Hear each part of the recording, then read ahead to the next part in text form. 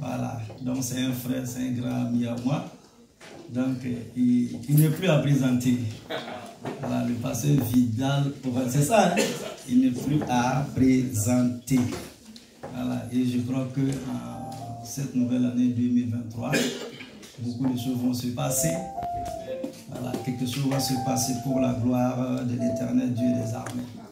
Voilà, donc une fois de plus, je vais vous demander, dans l'amour de notre Seigneur Jésus, de vous tenir debout. Voilà, et sous vos acclamations, nous allons accueillir l'homme de Dieu, le pasteur Vidal.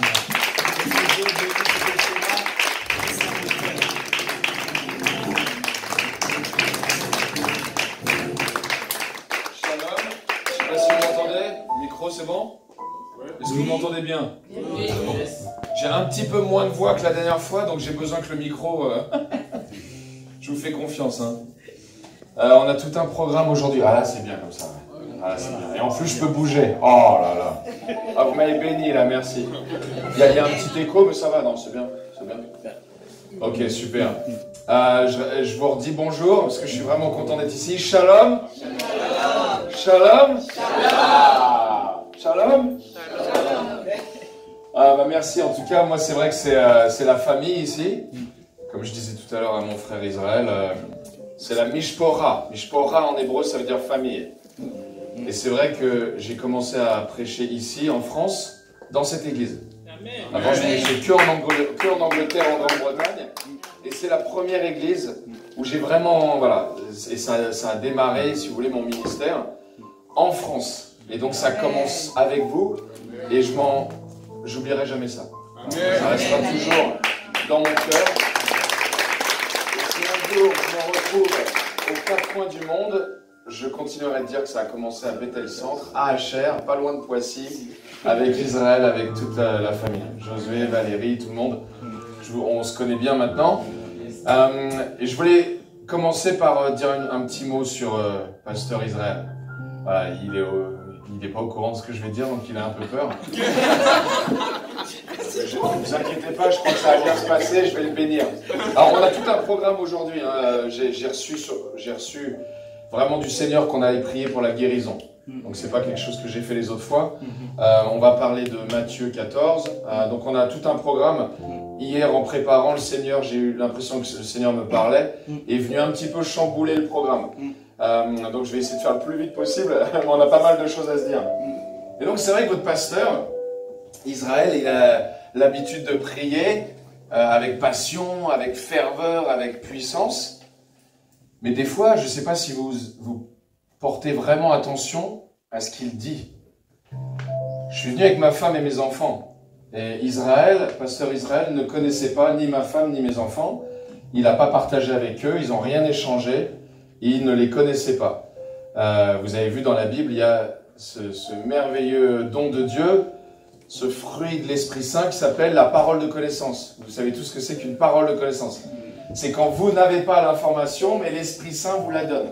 Donc vous savez quelque chose que Dieu sait, mais que vous ne devriez pas savoir. Et dans la prière, ici, là, d'accord, Pasteur Israël a parlé et a dit que ma femme allait être appelée à partir à l'étranger, à faire des choses peut-être en Grande-Bretagne, ici et là.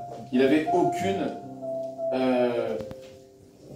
manière de savoir ça, on n'en avait pas parlé du tout auparavant. Et il a rajouté, le fils, mon fils Élie, va croître dans sa compréhension à l'école.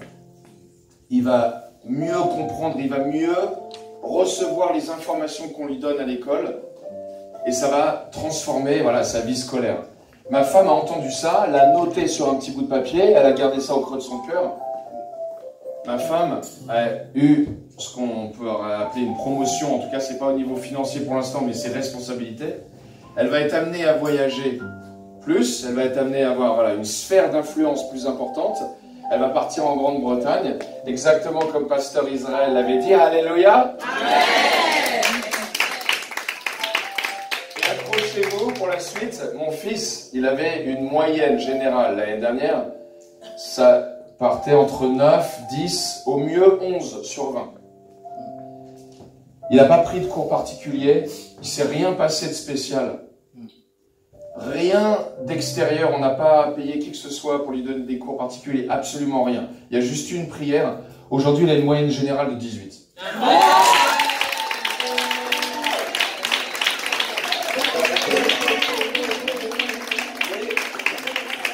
Vous voyez, j'ai les larmes aux yeux. J'ai les larmes aux yeux parce que c'est quelque chose qui était important pour lui, c'est quelque chose de plus important. Aussi pour sa confiance en lui, pour se construire en tant que petit garçon. Et aujourd'hui, il a une confiance en lui, et même dans le sport, ça se sent dans sa manière de sociabiliser avec les autres. Il est parti dans les rues pour évangéliser avec moi. Il avait une ferveur qu'il n'avait pas avant. Voilà, et ça vient d'une parole. D'accord? C'est une parole de connaissance. Voilà, qui devient une parole prophétique. Donc, il faut toujours bien écouter ce qu'on se dit les uns les autres quand on est dans la présence de Dieu. Faites comme ma femme. Notez, des fois, si vous avez une parole de pasteur Israël, notez-la sur un petit bout de papier. Peut-être que 2 ans, 4 ans, 5 ans plus tard, vous allez dire gloire à Dieu. Voilà, j'avais vraiment besoin de vous dire ça. Merci de m'accueillir comme à chaque fois. Alors, je vais vous demander si ça ne vous embête pas d'ouvrir vos Bibles ou vos téléphones portables. Donc Matthieu 14. Bon, vous connaissez tous ce passage et d'ailleurs, je pourrais peut-être vous demander cette semaine de le relire. C'est un passage qui est important, c'est évidemment Jésus qui marche sur l'eau. C'est ce passage entre Jésus et Pierre. Et si vous avez l'occasion cette semaine de le relire, ça me ferait vraiment plaisir que ça puisse être votre passage cette semaine. Et revenez-y, peut-être plusieurs fois. Relisez-le. Voilà, on va parler ce matin de ce passage et on va parler de la crainte de Dieu. Qu'est-ce que ça veut dire la crainte de Dieu? À quoi ça ressemble? Comment ça peut changer votre vie, votre ministère? Et le passage qui m'intéresse tout particulièrement, c'est évidemment ce moment où Jésus va marcher sur l'eau et ce qui va se passer avant. Mais j'avais envie juste de vous donner le contexte rapidement. Et je vous lis juste les quelques premiers versets. C'est pour planter le décor, d'accord? Donc Matthieu 14, on est dans le premier livre du Brit Hadasha, de la Nouvelle Alliance. En ce temps-là, Hérode, le tétrarque, ayant entendu parler de Jésus, dit à ses serviteurs, « C'est Jean-Baptiste, il est ressuscité des morts, et c'est pour cela qu'il se fait par lui des miracles. » Car Hérode, qui avait fait arrêter Jean, l'avait lié et mis en prison, à cause d'Hérodias, femme de Philippe, son frère. Parce que Jean lui disait, « Il ne t'est pas permis de l'avoir pour femme. » Il voulait le faire mourir Jean. Mais il craignait la foule, parce qu'elle regardait Jean comme un prophète. Or, lorsqu'on célébra l'anniversaire de la naissance d'Hérode, la fille d'Hérodias dansa au milieu des convives et plut à Hérode. Du sort qu'il promit avec serment de lui donner ce qu'elle demanderait. À l'instigation de sa mère, elle dit « Donne-moi ici, sur un plat. » Et là, je vais m'arrêter ici volontairement. Je m'arrête là, le passage prend une tournure complètement différente. Et au sein du même passage, quelques versets plus tard, Jésus va marcher sur l'eau. Alors, qu'est-ce que ce passage peut nous dire? Et est-ce que, voilà, on est là pour parler de la crainte de Dieu. Vous allez me dire, mais pasteur, comment est-ce qu'en lisant ce passage-là, vous voyez vraiment le thème de cette crainte de Dieu? Ben, c'est tout simple.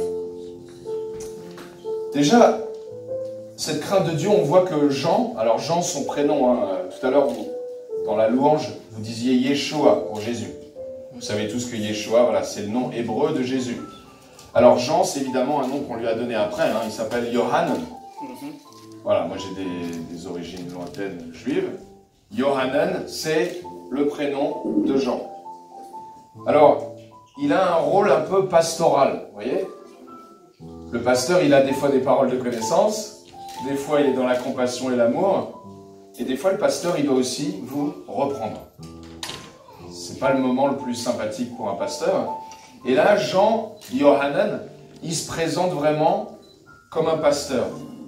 Parce qu'il va dire à Hérode que Hérodias ne peut pas devenir sa femme.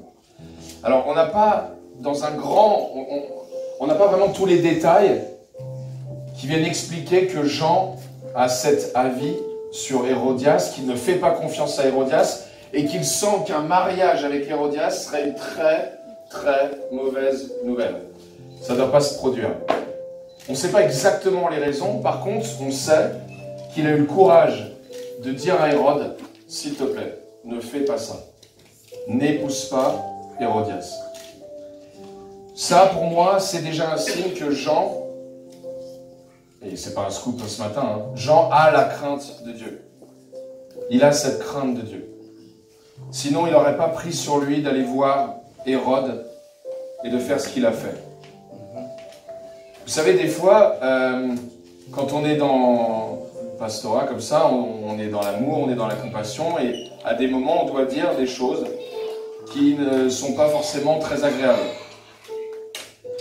Et on ne doit jamais oublier qu'on a un Dieu d'amour, et ça, c'est un message qui est facile à partager dans le cadre de l'évangélisation.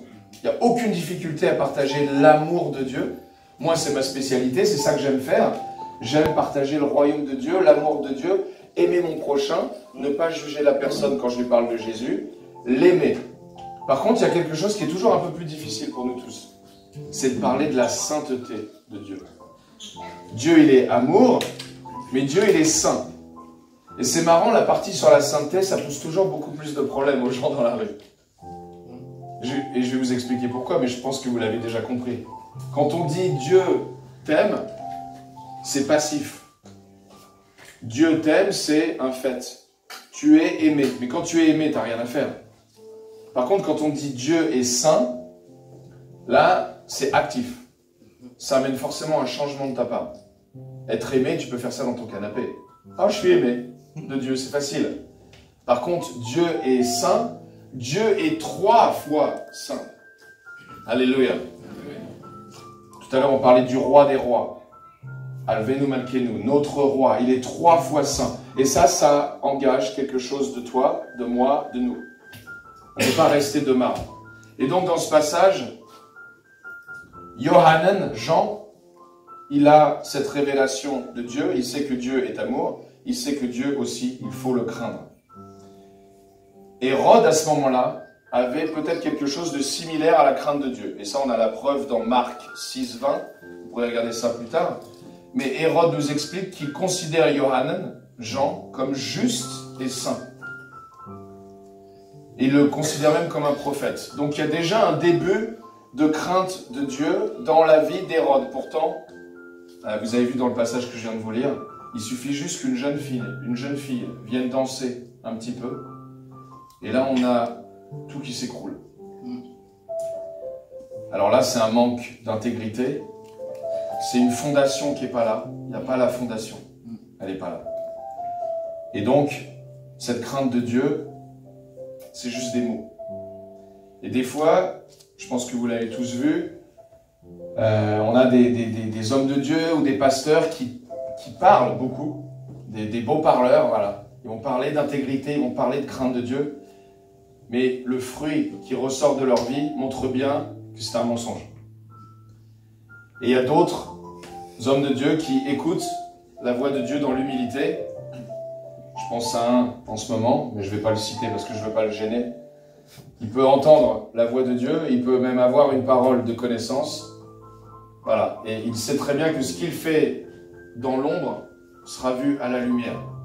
Et ça, c'est la crainte de Dieu. Et quand vous avez une église où vous êtes dans la joie comme vous l'êtes chaque dimanche matin, et vous avez des hommes de Dieu qui vous entourent, qui sont des gens, voilà, il n'y a pas de secret, il n'y a rien à cacher, des hommes de Dieu qui ont la crainte de Dieu, vous verrez forcément le fruit dans votre église. Et si fin 2022, vous avez eu un nouveau bus, en 2023, il y aura peut-être un deuxième bus pour aller chercher les personnes à droite, à gauche. La première fois que je suis venu ici, on était peut-être une petite quinzaine. Et là, aujourd'hui, on est beaucoup plus. Et je pense qu'en 2023, la prochaine fois que je viens, on sera encore plus. C'est une église en pleine croissance parce que c'est une église qui ne vit pas les choses dans le secret. C'est une église qui vit les choses dans la lumière. Amen. Amen. C'est pour ça que ça vous a appelé Bethel. Alors, dans ce passage, c'est vrai qu'on voit des choses qui sont intéressantes et ça m'a fait tout de suite penser à un autre pasteur que j'ai eu la chance de connaître, qui s'appelait Jacques Carvel. Et je voudrais juste partager ce petit témoignage parce que Dieu m'a mis à cœur hier de prier dans quelques instants pour la guérison. Jacques Carvel est quelqu'un qui est un homme juif qui a rencontré Yeshua et qui a eu une foi à déplacer les montagnes. Et Jacques, un jour, alors qu'il avait tout un tas de projets d'évangélisation pour aller changer le monde, pour aller vraiment essayer de faire avancer le royaume de Dieu, il avait une passion pour Jésus et il a été chez le docteur et le docteur lui a annoncé qu'il avait un cancer très grave, voilà, d'un organe, de la prostate, je peux le dire. Hein. Et à ce moment-là, je connaissais déjà Jacques. Et Jacques était toujours dans la joie, toujours. Et un jour, je lui disais, mais là, tu vas à droite, à gauche, tu fais tout ça pour l'évangélisation, et tu gardes cette joie, alors que tu as eu ce pronostic, ce diagnostic du docteur qui est vraiment qui est difficile à recevoir. Et tout à l'heure, notre sœur qui nous a conduits dans la louange parlait des circonstances. Elle disait que les circonstances dans la vie, on est dans une période de crise professionnelle dans sa vie et on laisse les circonstances changer ce que l'on pense de Dieu. Vous l'avez vu ça déjà, vous avez vu des personnes autour de vous. Il y a quelque chose qui se passe, peut-être quelque chose qui vous a perturbé, quelque chose qui vient vous faire peur. Peut-être que vous priez, vous ne recevez pas tout de suite immédiatement une réponse à votre prière et vous commencez à mettre des mots sur votre manière d'appréhender Dieu. En fait, ce que vous faites, c'est ce que la personne fait dans ces cas-là, elle change Dieu. Les circonstances font qu'on va changer notre manière de voir Dieu. Mais Dieu ne change pas. Dieu, il est le même, hier, aujourd'hui, demain. Dieu, lui, ne peut pas changer. C'est à vos circonstances de changer. La prochaine fois que vous traversez une période comme ça, de doute, ou une période de peur, ou d'anxiété, je vous prie de rester dans cette profonde foi et confiance que c'est vos circonstances qui vont finir par changer. Et raccrochez-vous à ça. Ce n'est pas votre image de Dieu qui doit changer. Dieu, lui, ne changera pas. Sa prière, c'est la même hier, aujourd'hui, demain. Sa promesse est la même pour vous, pour votre vie. Et ce qu'a dit pasteur Israël tout à l'heure est vrai. Non, c'était Matthieu qui avait dit ça tout à l'heure. Notre frère Matthieu. Voilà. Il ne faut jamais changer ce que Dieu vous a dit. Ce n'est pas à nous de changer ça. Et il faut se raccrocher toujours à ses prières et à ses promesses. Et Jacques Carvel, mon ami, est rentré chez lui et il a dit « Seigneur, est-ce que tu veux que je suive ce traitement de chimiothérapie comme le docteur me l'a prescrit ?» Alors attention, ce que je vais vous dire maintenant, je ne vous demande pas de faire ça. Chacun a des circonstances différentes. Moi, je crois en la bénédiction de la médecine. On vit dans un pays où on a des docteurs qui sont très souvent utilisés par Dieu. Il y a une bénédiction de Dieu au travers de la médecine. Donc des fois, le Seigneur s'attend juste à ce que vous suiviez un traitement pour quelque chose de précis. Mais d'autres fois, peut-être Dieu va vous parler. Si Dieu vous parle, ce sera souvent de trois manières différentes, souvent par un verset biblique, par un frère ou par un signe. Et des fois, c'est les trois. Moi, je vous conseillerais de prendre des décisions très importantes seulement quand vous recevez les trois. C'est juste un conseil de ma part. En tout cas, Jacques Carvel a reçu du Seigneur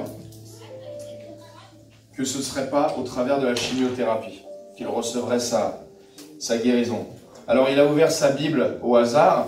Vous savez très bien que le livre de Matthieu est collé au livre de Malachie, qui est le dernier livre de l'Ancien Testament. Donc, on a le Tanar, l'Ancien Testament, on a le Brit Hadasha, la Nouvelle Alliance, le Nouveau Testament. Malachie se termine, Matthieu commence. Et il a ouvert Jacques Carvel, un beau jour, il y a maintenant plus de 10 ans. Il est tombé sur ce verset. Le soleil de la justice et la guérison seront sous ses ailes. Et le verset commençait par « Mais pour vous qui craignez mon nom », je voulais finir par ça, « Craignez mon nom ». Le soleil de la justice et la guérison sera sous ses ailes. Alors le mot pour guérison en hébreu, et le mot surtout pour aile en hébreu, c'est pas vraiment des ailes comme des ailes d'oiseau, hein, parce que le verset juste avant parlait du soleil. Et en fait, si je vous parle de soleil, et je vous dis les ailes du soleil, à votre avis c'est quoi? Soleil, aile, ce seraient les rayons. Les rayons. Donc le mot hébreu serait plus proche de rayon que d'aile. Et donc mon ami Jacques Carvel, quand il a ouvert son Nouveau Testament, son Ancien Testament, il a lu ça. Et la guérison sera sous ses rayons. Pas les rayons de chimiothérapie, mais les rayons du Seigneur. Il a appelé son docteur immédiatement. Il a dit « J'annule complètement cette session de chimiothérapie. » Je le répète encore une fois pour ceux qui peut-être viennent juste d'arriver. Ne faites pas ça, à moins que Dieu vous le dise de manière très claire. D'accord? Je ne préconise pas de faire ça. Mais Jacques Carvel l'a fait. Et il s'en est allé des années plus tard. Il est retourné au Seigneur, mais pas du tout de cette maladie-là. Il n'a jamais eu les moindres méfaits, les moindres symptômes de cette maladie qu'il avait. Le cancer ne l'a jamais embêté. Et pendant de très nombreuses années, il a continué d'aller dans les rues, à évangéliser, et jamais la maladie n'a eu aucune emprise sur lui. Et bien des années plus tard, au moment où Dieu l'a choisi, où sa mission était terminée, et je voulais finir ce témoignage sur ça, sur le timing de Dieu. Jacques Carvel va voir son pasteur un soir, et puis il lui dit « C'est marrant, je suis en train de prier pour ma vie, et j'ai l'impression que toutes les pages sont tournées, et la page suivante, c'est une page vide, mais au lieu de ressentir la peur ou la crainte, je ne sais pas ce que ça veut dire, mais je ressens le bonheur. » Le pasteur a prié pour lui, le soir même il s'est endormi, et il est parti voir le Seigneur. Voilà quelle était la page suivante qui le remplissait de bonheur. Il allait retrouver son Seigneur, sa mission était terminée. Et moi j'ai appris ça alors que je partais en Angleterre, c'était un de mes meilleurs amis, c'était mon mentor. C'était un moment difficile dans ma vie, et je vais essayer de ne pas pleurer, ça va bien se passer, vous inquiétez pas. Et quand j'ai entendu cette nouvelle, j'ai tout de suite prié que le travail de Jacques Carvel d'évangélisation continue, son legs continue.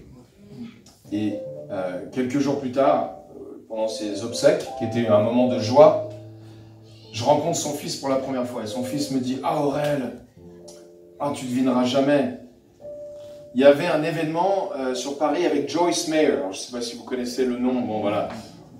Je ne suis pas là pour... Certains aiment beaucoup Joyce Meyer, peut-être d'autres moins.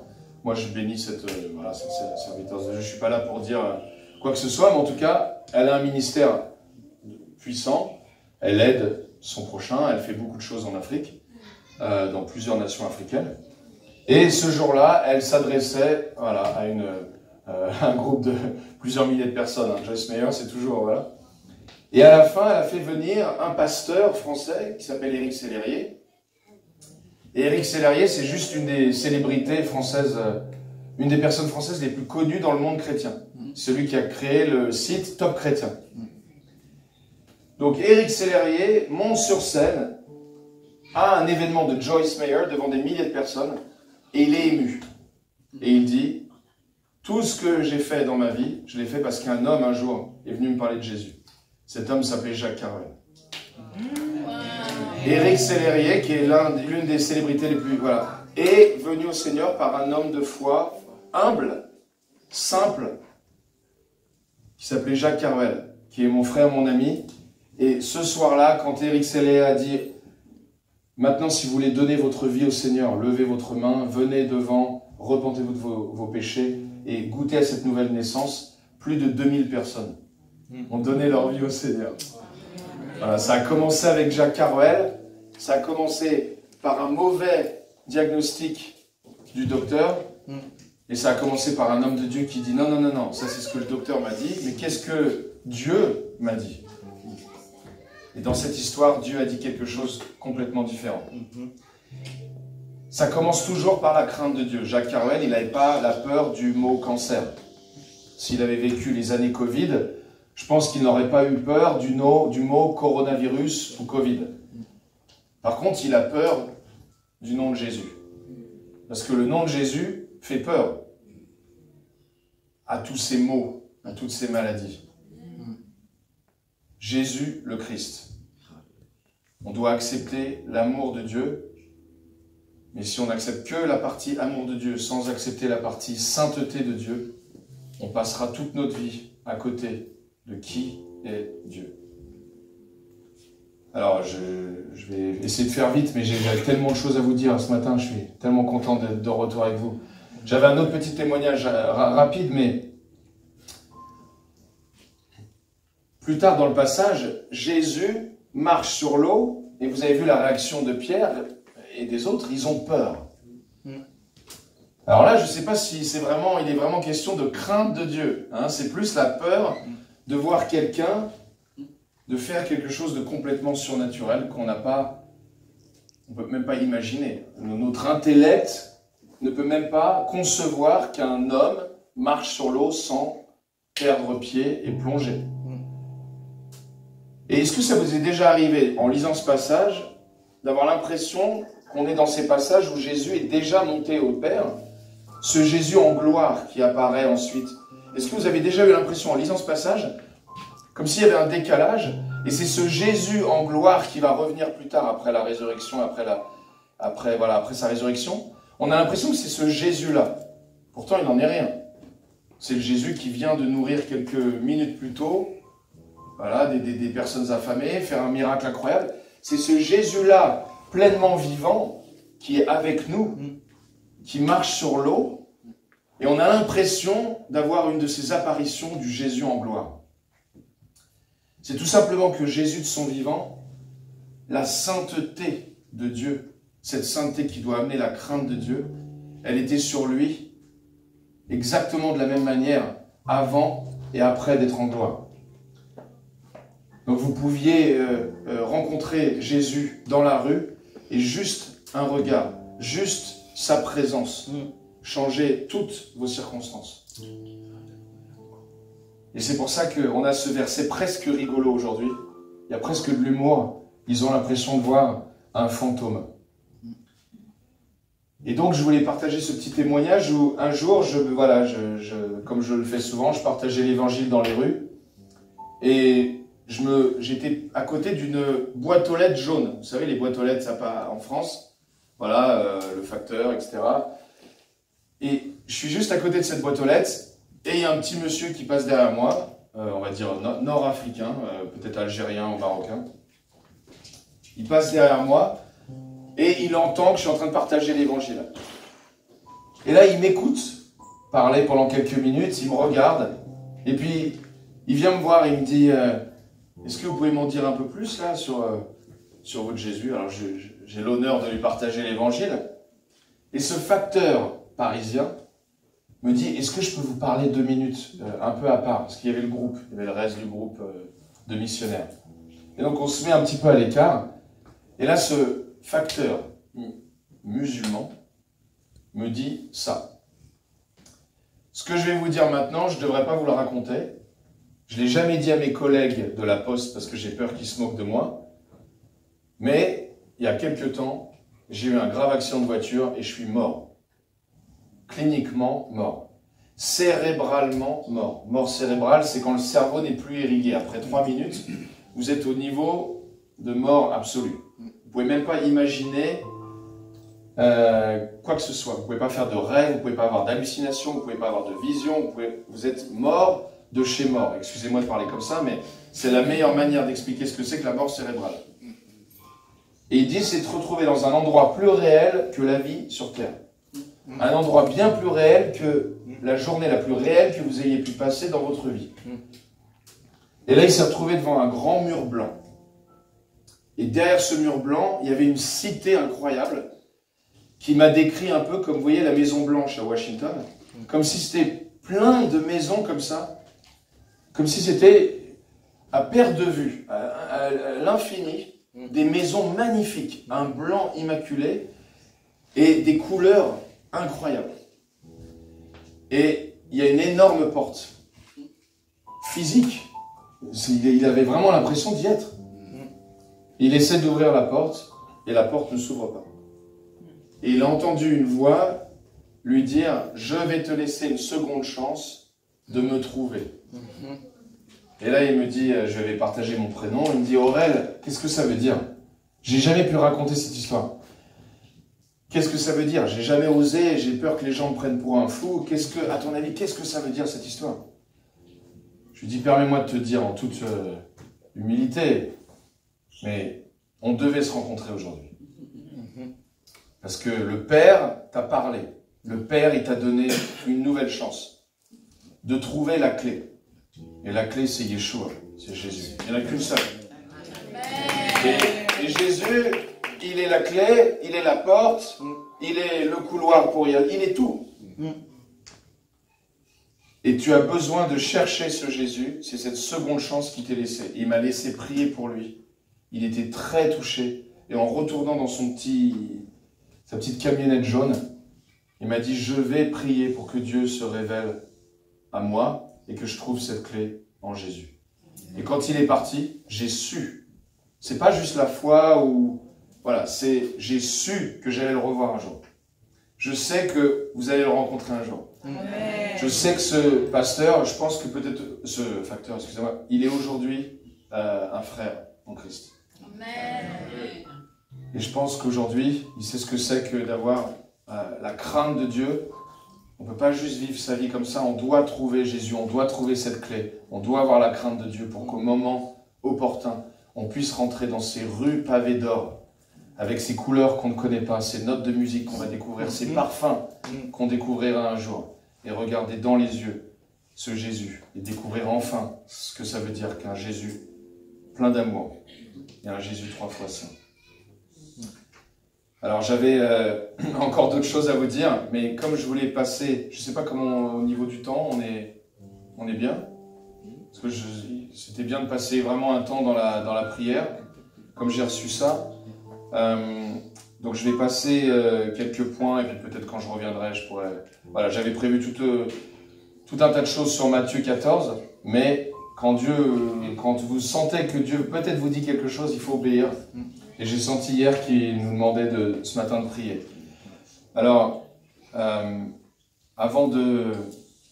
Vous allez voir comment on va faire ça. Je voulais juste vous partager que très souvent, il y a une relation entre la manifestation du mal dans le monde et la manifestation du bien par Dieu au travers de Jésus-Christ. Et donc, moi, le moment de ma vie où j'ai vécu les plus grands miracles, ma femme et moi, où on a noté, répertorié sur un petit carnet 68 miracles, c'était en 2015. 2014, il ne s'est pas passé grand-chose pour moi, dans mon ministère comme ça. 2016, il ne s'est pas passé grand-chose pour moi. 2015, 68 miracles. Alors là, on se demande, mais qu'est-ce qui se passe? Je suis croyant en Jésus, avec des origines juives, et en 2015, c'est le moment où 116 personnes ont perdu la vie pendant les attaques terroristes, où les cibles étaient quand même très clairement les chrétiens et les juifs. Donc si vous êtes chrétien d'origine juive, c'est 2 pour le prix d'1. Et donc je peux vous dire que j'allais au travail le matin avec la boule au ventre. Et quand je disais au revoir à mes petits-enfants qui étaient minuscules, je me disais, est-ce que je vais les revoir ce soir? C'était vraiment ça un moment, pendant quelques mois. Il ne se passait pas une journée sans qu'il n'y ait pas une attaque quelque part. Et moi j'étais dans le quartier, dans le 12e, dans un quartier très chaud, où il y avait eu déjà 3 attaques différentes. Et on était la seule emblème de Paris, le seul endroit de tout Paris, où il y a écrit juif en énorme. Parce qu'à ce moment-là, je suivais des cours de théologie faits par Juifs pour Jésus. Donc ce sont des personnes chrétiennes avec des origines juives. Et donc on avait le mot juif et Jésus en énorme sur une bannière. Il n'y a pas une synagogue en France avec marqué Jésus et juif surtout. Ça n'existe pas, il y a toujours une grande discrétion. Donc je peux vous dire que j'allais au travail vraiment la boule au ventre. Et j'ai toujours fait en sorte d'essayer de rester focalisé sur la crainte de Dieu et non pas sur la peur que j'avais au ventre. Parce que si vous avez la crainte de Dieu, Dieu va s'occuper de la boule que vous avez dans le ventre. Par contre, si vous restez focalisé que sur ça, vous allez tétaniser et la crainte de Dieu va être juste un lointain souvenir. 68 miracles. Et ça, je peux l'expliquer que d'une manière. L'ennemi a eu son mot à dire. D'une manière, voilà, on n'a jamais vu ça depuis 2015. À ce niveau-là, on n'a jamais vu ça. Et bien, je peux vous dire que Dieu a eu son mot à dire aussi. Et il est venu en puissance dans ma vie, dans la vie de plusieurs frères à moi. On n'a jamais vu ça.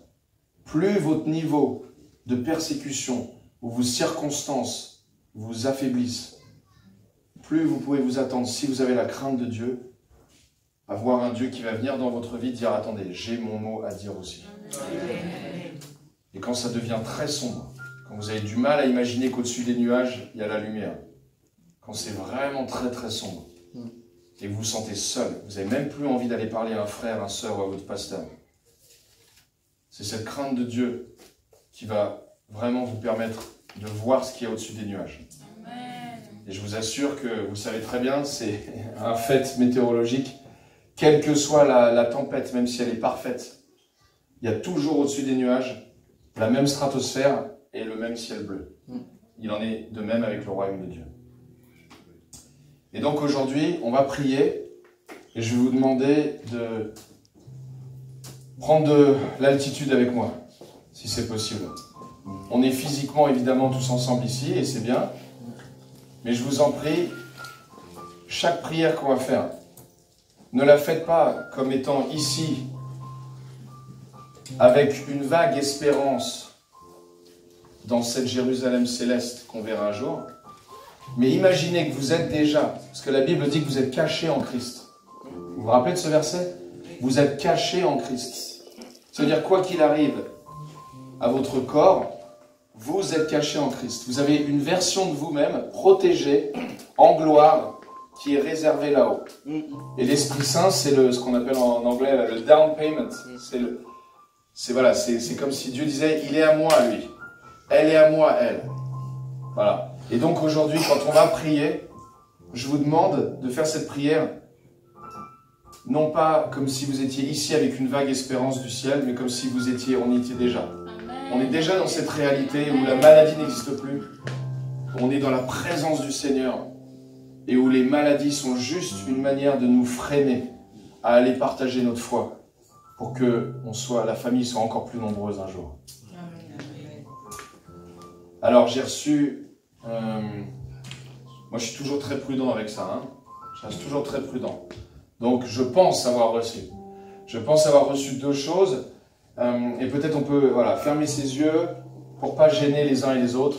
Comme ça, si quelqu'un répond d'une manière ou d'une autre, il peut rester dans la présence du Seigneur sans se sentir jugé. Donc n'hésitez pas à fermer vos yeux.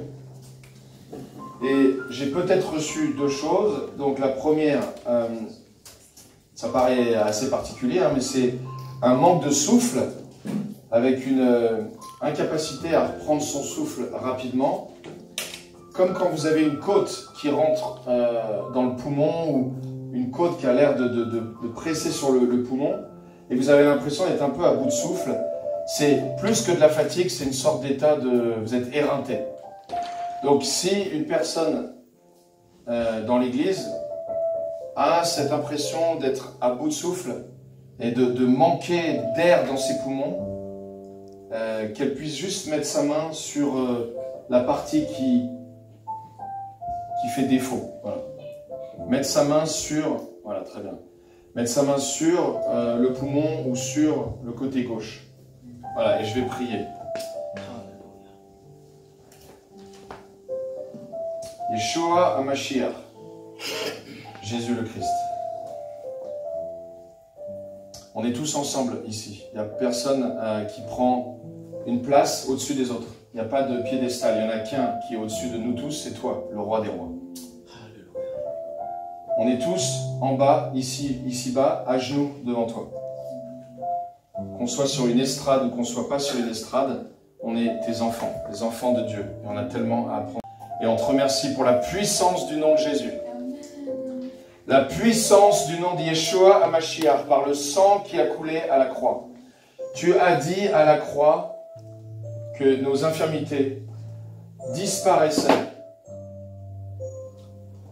que nos maladies disparaissaient par tes meurtrissures, par les blessures, par le sang du calvaire, par tes mains creusées, par tes pieds creusés, par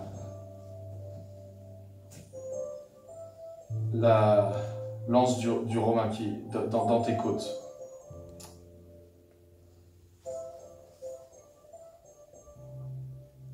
Dans tes côtes. Tu as fini asphyxié. La dernière chose que tu as ressentie sur cette terre, c'est de ne pas pouvoir respirer. On t'a ôté la respiration. Jésus le Christ, je te demande de venir par ta présence en gloire. Et je te remercie parce qu'on n'a pas peur. On est dans la crainte de ce que tu peux faire, on est dans la crainte de ton nom, et on n'a pas peur de toi. Parce qu'on te reconnaît, tu es notre berger. Et on ne va pas se jeter de la barque en disant un fantôme. On va dire merci Seigneur d'être venu. Et on te dit maintenant, merci Seigneur d'être là. Et on te dit Seigneur, merci de poser ta main sur le poumon de ma sœur et de venir guérir une fois pour toutes dans le nom d'Yeshua. Et je te prie que d'ici quelques jours, quelques semaines, cette sœur puisse bien respirer et être complètement guérie. Et Seigneur, je te prie pour donc cette deuxième chose que j'ai peut-être reçue, c'est des troubles digestifs. Mais pas juste les troubles digestifs qui restent quelques jours et ça s'en va, mais quelque chose qui est récurrent, qui est revenu plusieurs fois. Des vraies difficultés au niveau de l'appareil digestif. Encore une fois, si c'est toi, n'hésite pas à placer ta main sur ton ventre et on va prier. Avenu Malkeinu, notre roi, on te remercie parce que on peut s'approcher du roi. Tu es un roi qui nous laisse s'approcher de ton trône. Et tu nous laisses chuchoter des choses à ton oreille. Tu nous laisses avoir cette complicité avec toi. Tu n'es pas un roi inaccessible. Et tu es un roi qui des fois descend de son trône pour venir à notre niveau, là où on est. Et je te prie pour mon frère ou ma sœur qui souffre au niveau du système digestif, et je te prie de venir guérir l'estomac, le foie, pancréas, intestin, vésicule biliaire. Merci pour tous ces organes merveilleux qui sont le résultat de ta création. Et je te prie de les faire revenir à leur état originel, comme c'était dans l'Éden. Merci parce qu'un jour la maladie n'existera plus. Et je te prie maintenant parce que dans ta présence, la maladie n'existe plus. On se raccroche à ta promesse. Et dans la foi, on dit maintenant, sois guéri. Dans le nom de Jésus. Amen. Et je voulais proposer, si Israël est d'accord, si certains d'entre vous, vous avez d'autres choses peut-être plus précises, n'hésitez pas à venir plus tard, c'est ça? À la fin du service ou maintenant? C'est comme toi tu décides. Voilà, maintenant, et tu peux peut-être venir prier aussi pour... c'est possible que ça, on sera peut-être... Voilà. Donc n'hésitez pas, on est en famille. Moi je suis venu pour ça. Je pense vraiment que Dieu peut faire de grandes choses aujourd'hui. Quelles que soient vos circonstances, il ne faut jamais manquer de foi. Voilà. J'ai à cœur même de prier pour notre frère, c'est Arnaud, c'est ça Arnaud? Voilà, que tu puisses reprendre mystérieusement la force dans tes jambes, dans les mois qui viennent, qui est peut-être une petite, comme une impulsion, quelque chose un jour que tu ne comprendras pas, comme un courant électrique. Comme si, au niveau de tes nerfs, il y a quelque chose qui se relançait. Et je ne sais pas si ça va se passer aujourd'hui ou demain. Je ne sais pas, je ne vais pas faire semblant. Mais ce que je veux dire maintenant, c'est que dans le nom de Jésus, tu ressentes cette impulsion électrique. Qu'il soit le début de quelque chose, où tu reprennes confiance et tu puisses reprendre des sensations. Et petit à petit, voilà, et qu'un jour on puisse dire ensemble, Arnaud, Israël, moi, tous ensemble, Alléluia. Et que tu t'accroches à ce verset qui dit que la guérison vient avec ses rayons, les ailes de la guérison, comme l'aube du matin. Et que chaque matin tu répètes cette prière et qu'un jour, petit à petit, tu reprennes pleine possession de tes membres. Dans le nom de Jésus. Amen. Alors voilà, on peut prier. N'hésitez pas, on est en famille. Tout à l'heure, on dansait tous ensemble. Vous me connaissez bien maintenant, je ne fais pas peur. Hein, voilà, et n'hésitez pas à venir. On se mettra dans des... Voilà, on peut se mettre dans plusieurs coins. Je vais mettre comme ça pour pas...